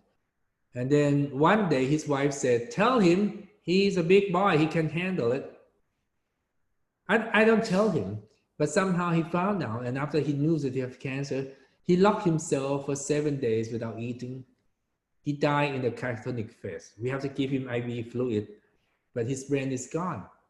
And the cancer spread quickly from this size to the whole lung in 7 days because of stress. So the last thing I like to tell you that if you have stress, it will reduce your immune system. To optimize your immune system, you have to be positive. You have to be positive about COVID-19 situation. You can protect yourself. You know now you're going to have strong immune system. And if you COVID-19, coronavirus, Toyota virus, Honda virus come around, we can handle it because we have strong immune system. We don't live in fear. Precaution is not panicking. They are different. Because we have a chance to die from stress-related illness more than the chance to die from COVID-19 or influenza guarantee. Cancer for one. So precautions, but not panic. Just like smart people used to say, yesterday is history, tomorrow is mystery, but today is a gift. Live with it. That's why they call it present. It's a gift to you. You can learn from the past, you can plan for the future, but what I'm doing today, every day, I live in today. That's how you optimize your immune function. Thank you so much for listening. ขอบคุณมากครับ And now we're going to move to the Q&A. Plenty of time. Brad, do you have a question for me? Yeah. Does Chinese tea like white tea and black tea contain catechins and boost immunity? They asked me that white tea and black tea contain catechins. Very small amount, unfortunately. Actually, black tea and green tea are the same things. But green tea, they preserve it. They dry it when it's still green. But the black tea, they kind of dry it when it's old. So just like everything else in the world, you eat it when it's fresh. So I encourage people to drink green tea, not black tea. What else? How does alkaline water bypass gastric acid from being neutralized to deliver its alkaline benefit to our body? Good questions. The question is how alkaline water, okay, bypass acid in the body, and then to help the body to be alkaline. Actually, it's not the pH. Okay, when I drink alkaline water here, what make it alkaline? It's the mineral inside this water that make it alkaline. You cannot make reverse osmosis water alkaline because it contains no minerals in there. It contains no minerals in there. So it's the mineral. So when the pH is alkaline, it's neutralized acidic. So it helps you with you don't have to take proton pump inhibitors, right? And then the micronutrients, calcium, magnesium, that is an alkali salt that has been absorbed and make the body alkaline. So that it's the mineral content in the alkaline water that make water alkaline and make everything alkaline. Good questions. Micronutrients. Regarding high-dose IV vitamin C in treatment of cancer, but not oral vitamin C, is it necessary to continue oral vitamin C in between IV treatment? If so, why and what dosage? The question is, if only IV vitamin C is good for cancer, why is so important to also provide oral vitamin C if you think oral vitamin C doesn't work? The answer is, the study shows that high dose oral vitamin C doesn't work for cancer treatment, but regular 1000 milligram vitamin C is good for everything else. Collagen productions, immune systems, prevent influenza and all, which is we need to prevent. So it's not about killing cancer, it's about treating patients. When they're treating cancers, I say I'm not treating cancer, I'm not trying to kill the cancer. I try to treat patients so they have a strong immunity to live with it. High dose IV vitamin C is just like chemotherapy. It's toxic to the cancer. You cannot give it all the time, usually once a week. But oral vitamin C, you can give it every day. So to answer the questions, high dose IV vitamin C is to treat cancer, but oral low dose vitamin C is to treat your patients. That's why it's still necessary. What is your opinion of giving antibiotics / azithromycin and antivirals in COVID-positive patients with pulmonary symptoms? Okay, you have to slow down the questions. What my opinions, which I may not have, about giving antibiotics or azithromycin and antiviral in COVID-positive patients who also have pulmonary symptoms. What my opinions if you give the antibodies, antibiotics and antivirus in patients who have COVID-positive and pulmonary symptoms. Okay. I think the reason they give, I don't mind if they give the azithromycins because sometimes when the immune system is falling down, and I found that a lot of patients will develop bacterial infections. However, I need a proof. Okay, but you know, something like Legionella infections, mycoplasma infections is difficult to prove. So if they have nothing else to do, they want to give antibiotics, fine with me, but I hope that it kind of cover Legionella or some mycoplasma infections. However, I will not routinely give antibiotics to patients who have COVID-19. I will give them vitamin C. And people who have pulmonary symptoms turn out that actually it's about hyperinflammations. If you give azithromycin, it has a little bit of anti-inflammation effect. So that sounds good, but not steroid is bad. So if you give azithromycin for anti-inflammation, fine with me. But the studies show that why don't try mesenchymal stromal cell IV. So that's another story. So my opinion is you want to give azithromycins, fine. So far and right now, I think it's been approved that antiviral, whatever they claim from China, from Japan, from Russia, none of them work for the COVID-19. So I think what they're doing is the act of desperation. So if I'm gonna treat COVID-19, I'm gonna give them vitamin D, C, and zinc.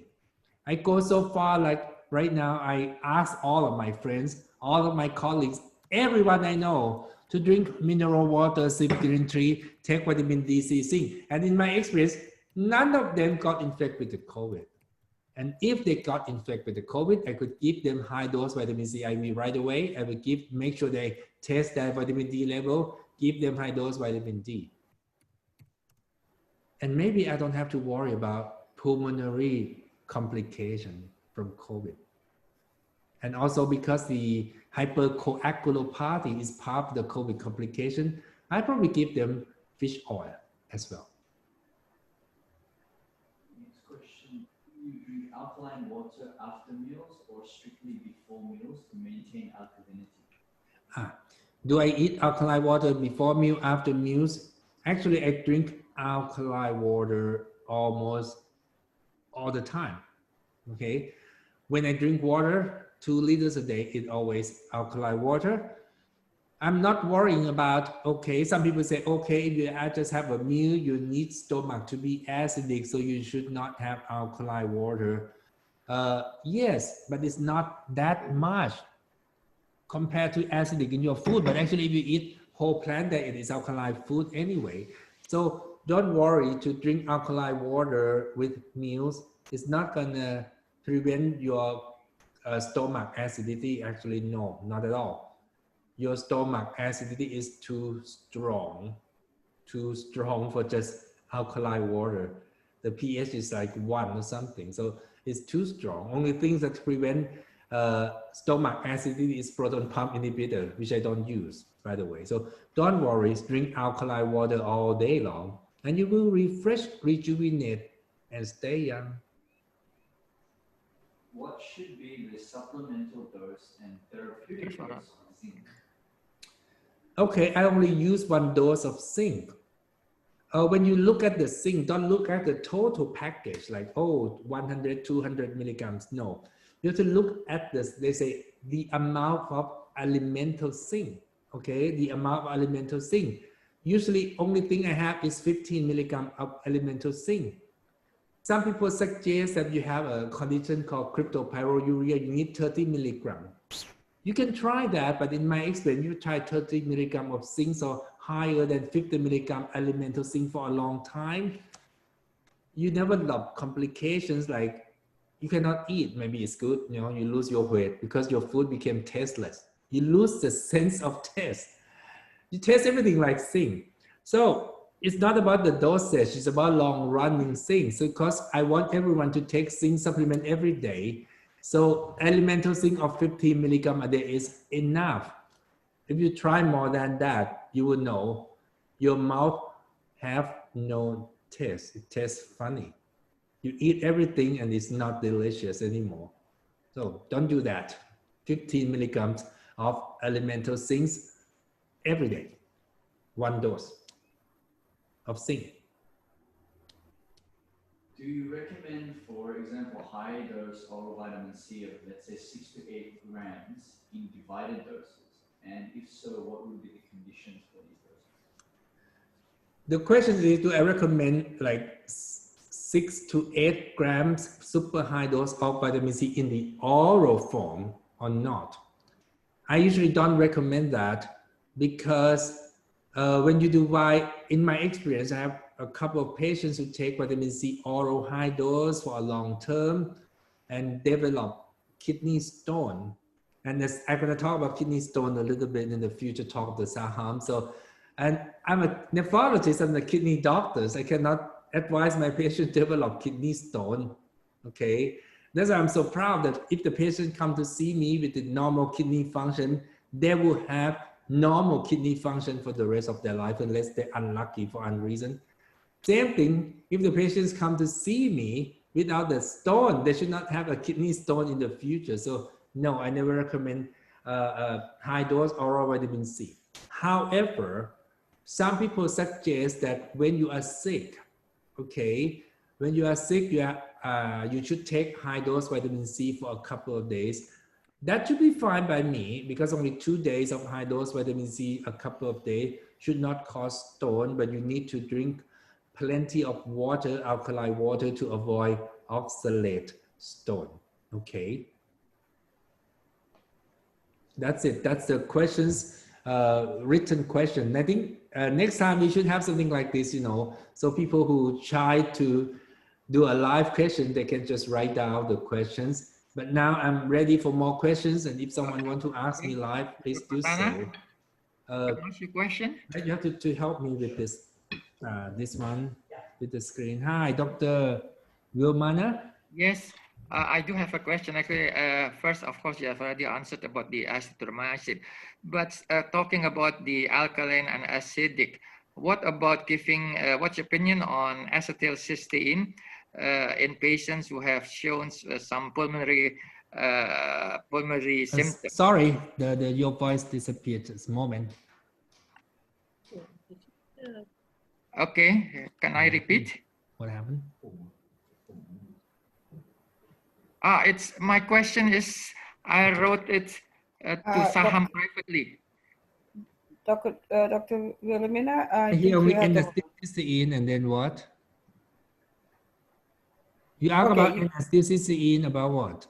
Yeah, I think you have answered that part with azithromycin, that is more acidic. Yeah? My second question is, what about N-acetylcysteine, which is alkaline, I think, in its basic form, and would it be good for positive COVID patients showing with pulmonary hypersecretion? The answer is, I always give N-acetylcysteine to every patient who are seriously ill in the ICU. And in ICU in my hospital right now, they give N-acetylcysteine in every case. Why? There's so many reasons. And usually I give them IV form, not even oral form. I give them IV form of N-acetylcysteine, 600 to 1000 milligram of N-acetylcysteine. The reason, okay, first is alkaline, the second is reduce phlegm, but the most important of all, it switched to glutathione. It helped the liver to make glutathione, which is a detoxification peptide. And the last thing is prevent reperfusion injury. You see, when the patient is hypoxia for any reason, they have a septic shock, the organ is ischemia. And when they get improvement, they develop serious oxidative stress, and the IV anesthesia will prevent that. In my case, when I send patients to do a coronary angiogram, I always do IV and acetylcysteine. I may be lucky because when my patient received coronary angiogram, 0 case, none of them developed kidney failure afterwards. So I have a good record with that. Consulting Dr. Patana, nephrologist, and the patient will not have kidney failure after angiogram because I always give them 2,400 and acetylcysteine IV drip. So yes, I agree with you, we should give an acetylcysteine, but I go farther, I give in every case with serious illness, okay? Every case, not just the pulmonary complication from COVID-19. Everyone. Everyone, you mean, eh? Yes, myocardial infarctions, heart failure, septic shock, everyone. Okay, thank you. Okay, I have another question. I've tried drinking green tea on multiple occasions and ended up with obvious hypoglycemic-like symptoms when very hungry. Is that an issue?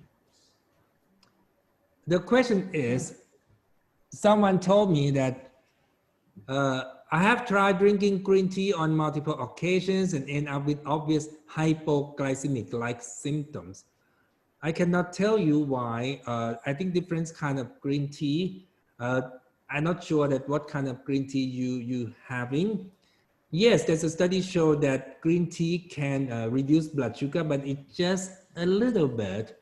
And that's maybe the reason that Japanese people, if you go to the tea house in Japan, they don't serve just green tea, okay? They will come with as a small amount of not too sweet, okay? Some small desserts for you to buy, to drink with the green tea. So when you eat something sweet and you drink the green tea that is bitter, the taste will be perfect. Try that. So yes, in your case, then you should not drink green tea. And or when you drink green tea, you may have to find some things to bite with it. Yes. Doctor, could you repeat the good ratio of EPA and DHA from previous lecture? Okay. The question is, they asked me about the good ratio of EPA and DHA from my previous lectures. Let me repeat a little bit. Actually, EPA and DHA both are good. It's a part of the fish oil. So when you go and buy fish oil, the whole fish oil is not going to be 100% fish oil, 100% EPA plus DHA. It's going to come with some other oil, and most likely it's going to be omega-6 oil like corn oil or whatever. So you have to make sure that the ratio, like say you buy a 1000 milligram of fish oil, the content of EPA plus DHA has to be 60%, which is 600 and more. Okay, that we call double strength fish oil. So the answer is for 1000 milligram of fish oil tablet or capsule, or actually soft gel, for 1000 milligram of fish oil soft gel, the content of EPA plus DHA should be at least 600. For a mini fish oil, which is only 500 milligram soft gel, the content of EPA and DHA should be 300. So the ratio is 6 to 10 or 3 to 5. Okay. The last questions, I'm not mistaken.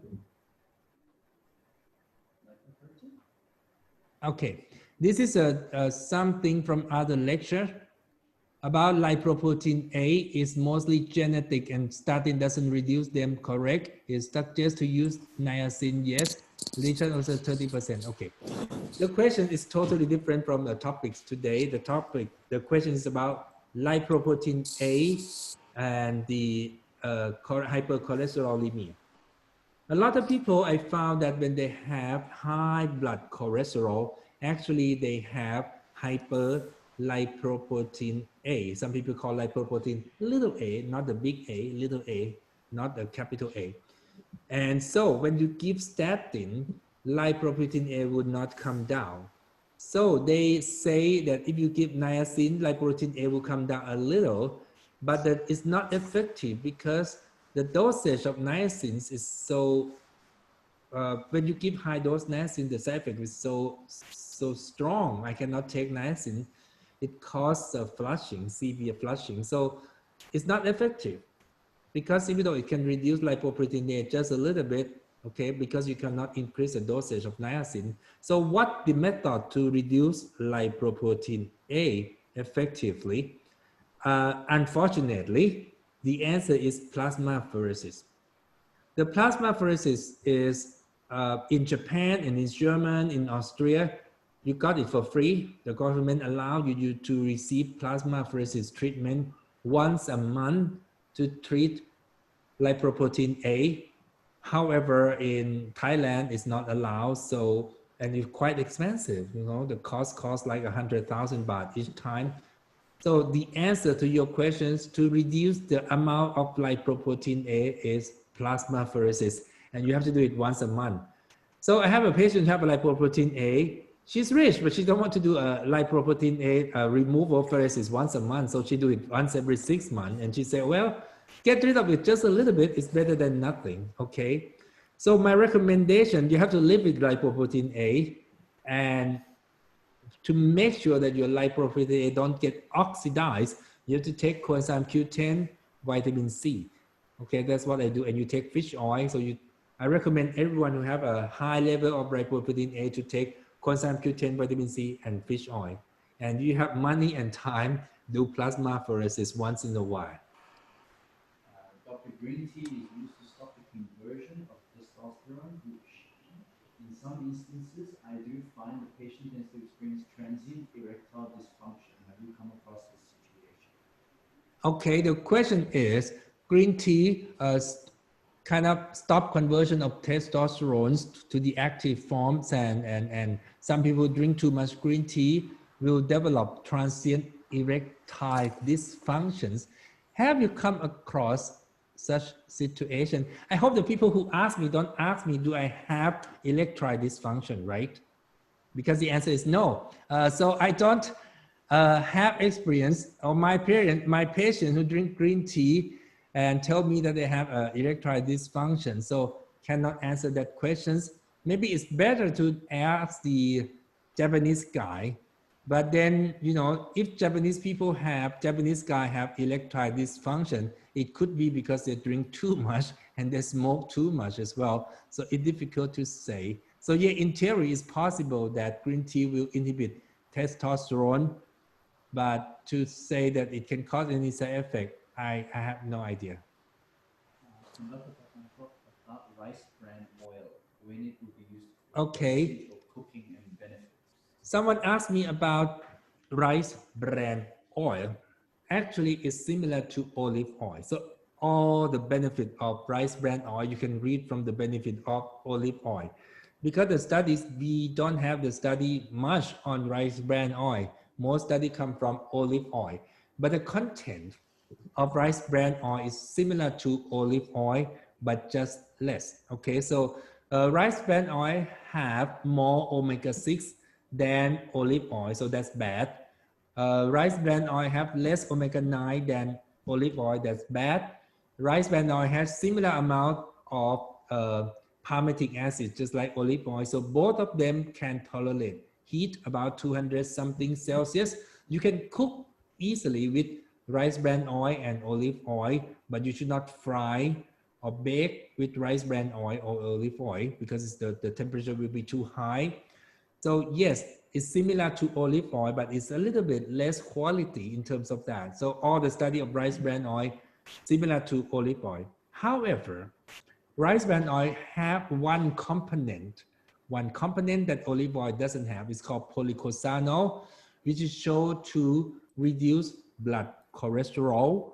And there's one study showed that maybe people who use rice bran oil supplement, they can have their cholesterol level lowering down. And that's because of polycosano in rice bran oil that olive oil doesn't have. Okay. Wow, a lot of questions. I love this. Should we do one more live? Anyone want to do live questions, or we can? Yes, I have a question. You mentioned about high dose, IV high dose vitamin C, and you mentioned ringer lactate solution. Can you share what that is? What's inside the ringer lactate solution?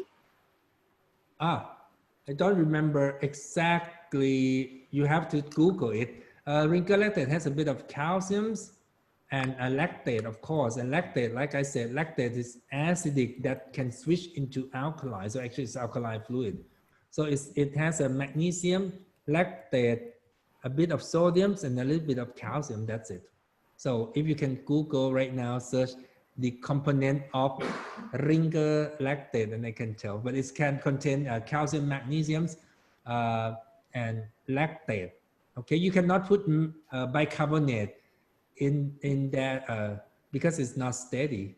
You can add bicarbonate before you use, but you cannot keep ringer lactate for a long time with the bicarbonate because it will precipitate. Okay, so that's why they use lactate instead, but it's supposed to be alkaline IV. All right, let me read for you. It has sodium lactate, a bit of sodium chloride, potassium chloride, and calcium chloride. Okay. Thank you. You mentioned a lot about olive oil. You did not mention anything about coconut oil. What is your view on coconut oil as a beneficial oil for the human body? Okay. Coconut is a good oil. It contains omega-9, okay, but the much less than olive oil. It is like olive oil contains like 50% of omega-9, but olive oil is only 10 something percent. But the good things about coconut oil is it almost omega-6 zero. It doesn't have omega-6 at all. So it has no inflammatory property at all. So it's anti-inflammatory oil because it doesn't contain omega-6. And also it can tolerate heat much better than olive oil because it has almost 80% palmitic acid. So it means 80 something percent palmitic acid. So it can tolerate heat to 300. You can bake, you can fry with with coconut oil. So the answer is coconut oil is not inflammatory oil because it doesn't contain omega-6. It's good oil because it contains omega-9. It can tolerate heat better than the olive oil. The problem about coconut oil, there's two things. One is the way they process the coconut oil. In the past in Thailand, coconut oil get rancid easily, so that's dangerous to use. Right now it's better, it's called co-extract coconut oil, so it's better. But then the second problems about coconut oil is the smell of coconut. If you put coconut oil in anything, it will become coconut. And sometimes you don't want to eat all food that cook with the coconut, okay? So it's good for the curry or something, but you cannot use coconut oil in every single thing because it will smell like coconut. And the last thing, let me warn you that coconut is good at cleaning. You can clean your cosmetic with coconut oil. So if your pots and pans are dirty, it's been used for a long time, not stainless steel, you put coconut oil and cook it for a long time, you will notice as it gets clean, it means the dirt on your pots and pans and come inside your body. So that's the warning. Use the new pots and pans and stainless steel when you cook with coconut oil. What about deodorized coconut oil that is available? Is that heat process? Depends. You have to try it. I try the. I have a light. Okay, deodorized coconut oil. This is called processed. I found that I can use it quite well because I cook Thai food, and Thai food has a strong scent, so it can cover up all the coconut smell. So this one depends on what kind of food. But if you cook American food, Western food, probably they would not like it because the coconut scent will come out. However, with the MCT oil, don't try to heat it. MCT oil is almost 100% medium chain triglyceride. It's good for salads. I try to cook with heat, with medium chain triglyceride, MCT oil. It cannot tolerate heat. You try, you understand what it means. So MCT oil is good for salads and cold press, and do not cook MCT oil. Oh, it's a lot of questions. What is the benefit of magnesium supplementations to protect immune system? It's not direct. I take magnesium supplement every day because it's calm me down. It reduces blood pressure and it's reduced stress. And just like my last slide, stress suppress immune function. So it's not direct. There's no, I don't see study direct in terms of magnesiums and in terms of immune functions. But magnesium support your mitochondria. Magnesium help relaxations, help reduce blood pressure. So it's not direct in terms of immune system. But yes, I'm taking magnesium every day for other purpose. You have opinions about, okay, palm oil. Okay, what is the palm oil? Palm oil is a saturated oil. It contains low amount of omega-9. It's good for fry if you want to fry food with palm oil. However, the way they process palm oil is not cold pressed. So I don't like palm oil because the way they process palm oil, I'm not sure about your country, but the way they process palm oil is not clean. So yes, you can use palm oil to fry your food, but usually I recommend that if you want to fry your food, yes, you use palm oil because it seems to be the best oil for right now to fry your food. But the way they process palm oil, I found that is not clean. Okay, it kind of processed. It's not cold pressed palm oil, so I don't like it. And usually I don't eat fried food. If I'm gonna eat fried food, I try to avoid it. And right now I use they call air fry. Okay, I have an air fry machine here. When I want to eat fried food, I ask them to air fry for me. You can put a bit of olive oil, small amount, and then you air fry as well. Okay. What is my opinions for using water with IV vitamin C? Okay. What kind of water? You're going to use sterile water? Because the IV fluid nowadays that we have is 5% dextrose water. If you use vitamin C low dose for beauty, you can use 5% dextrose water plus vitamin C plus bicarbonate. But for cancer, you cannot have 5% dextrose water because we don't want dextrose in patients with cancer, right? So I use wrinkle lactate. So let's say if the patient doesn't have cancer, you use vitamin C low dose, 5 grams, you use 5% dextrose water. If the patients have cancer, you use wrinkle lactate because you're not supposed to infuse glucose in cancer patients. But sterile water, I don't use it because you have to use it quickly because sterile water has no osmolality.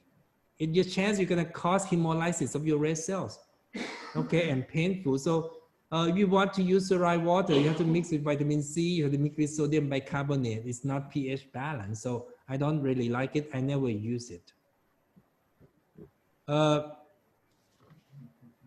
Coconut oil is 2/3 MCT, correct? Balance is after LCT, correct? Yes.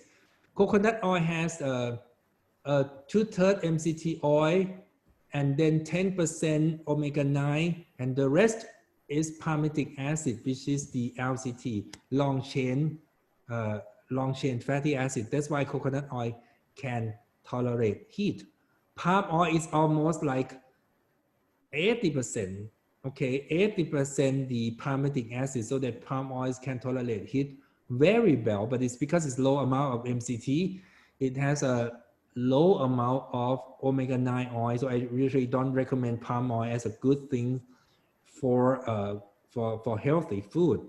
However, if you extract palm oil cold, that someone do, it contains good vitamin E, like tocotrienols. It contains more of omega-9. So I think when we talk the amount of constituent of palm oil, fatty acid, and other good benefit of palm oil, it depends on how you make it. I haven't found the companies or manufacturers that make good palm oil and healthy palm oil. There's one company in the United States that make palm oil rich with tocotrienols. The purpose is to sell vitamin E, tocotrienol from a palm seed. So that's a different story. Did you mention about, okay, the next questions. Okay. They asked me that I'm taking like 13, 15 supplements per day. I start with 8 actually, now it's getting more and more because people keeping sending me to try. Okay, what my opinions on multivitamin containing 40 plus ingredient with small dosage or regular consumptions? I believe in optimal dose. I don't really like multivitamins that contain different kinds of micronutrients, unless the patient refuse to take many vitamins. They say, okay, give me multivitamins, 1 tablet of multivitamin, 1 tablet of fish oil. So if the patient refuses to take many kinds of supplements, they want to do a multivitamin, fish oil, probiotics, okay, fine with me. But to me, the maximum dose is important. You cannot put 100 milligrams CoQ10, 4 milligrams of astaxanthins, 100 milligrams of tocotrienols, 15 milligrams of elemental zinc, 100 milligrams of magnesium, everything into one capsule. So yes, it has to need to be 1 capsule of fish oil, 1 vitamin D, 1 astaxanthin, tocotrienol, C, okay, I call it A, B, C, D, E, F, CoQ10 and whatever. But some small amount of vitamin, I tend to put it together because I compound vitamin by myself. So I can have a vitamin, let's say B, that contain a benfotiamine, pyridoxamine, folate. This can be put together. So yes, if the vitamin is small amount, I will design it and put it together in one capsule, so I don't have to take too many. But a big vitamin like fish oil, I have to take the whole fish oil. Coenzyme Q10, for example, have to be coenzyme Q10 separately. So I don't recommend multivitamin unless the patients refuse to take many capsules a day. That's all. That's it. It's fun. Anyone else have one last question? I have one last question about water. Doctor, have you heard of MRET water, magnetic resonance effect technology, which was discovered by Dr. Igor Simonorev, which is actually replicating the effects of healing waters as found in natural water sources. What is your opinion about that? Because I've come across a device that is a FDA-approved medical device making water bioactive as well as producing hydrogen. Okay, I have tested those water. It's Embret, called Embret water in Thailand, and it claims that it has a smaller molecule of water, because when we drink water, water tends to cluster into a form of a complex. And if you drink a purified water, so water can walk around and enter your cell much easier. That's what they claim. In terms of benefit of health, they don't really show me anything. The problem is about Embret water. It depends what kind of water you use to make Embret. So there's so many kind of company. So if you start by mineral water, you end up have a good alkaline Embret water. The problem is some company use reverse osmosis water to make Embret water. I don't think it makes sense. And I measure the pH is still acidic. So I still go by the pH of the water. If someone wants to do Embret water, it's fine by me. But I ask them, let me measure the pH. If it's alkaline, pH above 7, you can drink it. If the pH is acidic, it means you start with the reverse osmosis water, then don't drink it. So it's not Embret or not Embret. It's about what's the source of water that you use to make Embret water. So it depends on the company. Measure the pH is my answer. All right. I think that's the last one, Dr. Patana. And thank you so much for a great presentation. And good night. Good night, everybody. Thank you for listening. And thank you, everyone, for signing in. ขอบคุณมากครับขอบคุณมากครับ Thank you, everyone. And next week, we will have Dr. Selvam Rangasamy, and his topic is going to be fasting, autophagy, the sentinel of life. We start at 7 p.m., and that'll be 6 Indonesian time, Cambodian time, and Thai time. So see y'all next week, same time. Bye, everyone. Bye. Bye. Okay, that's